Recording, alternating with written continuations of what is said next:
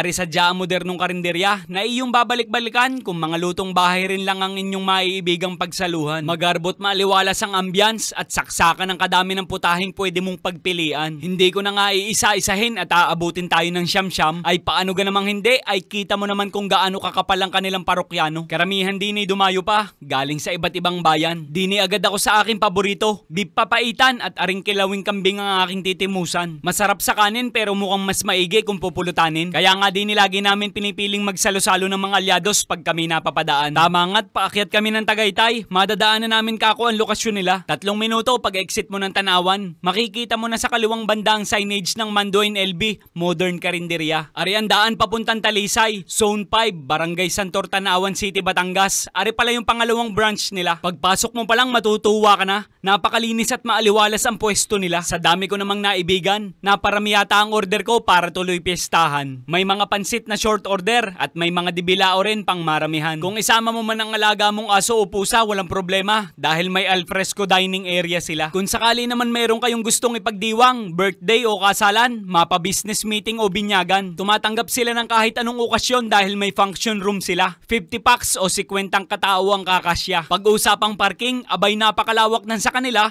kahit pa isama mo ang buong pamilya. Subukan mo na rin aring bago nila. Salo-salo prito ay tignan mo ga, good for 6 to 8 persons na. Crispy pata liempo fried chicken, crablets chilak at Shanghai, iba't ibang sausawan at may kanin na nakasama. Swak na swak sa buong pamilya o kaya naman sa kagaya naming magkakabarkada. May liempo binagoongan din at kilawing labanos dahil request nila. Pagdating sa bulalo, alam mo naman na isa ang Mandoin Elvis lutong bahay sa dapat mong matikman. Ewan ko nga baga kung bakit utak ang tawag din ng karamihan sa amin, pero bone marrow naman iyan sa totoo lang. At aringat inumpisahan na namin ang bakbakan. Kanina pa akong kinukulbit na ring dalwat, hindi na raw nila mapigilan. Bagos may panghimagas ka pang preskong halo-halo ay kainaman naman sadyang arkam na arkam. Hirap na naman siguradong maglakad at nauuna na naman ng tiyan. Pero syempre bago ako mamaalam, pipili muna din ng pasalubong para sa mga naiwan. Ika nga din sa Mandoin LBA, ala kasarap ga din Ay inang!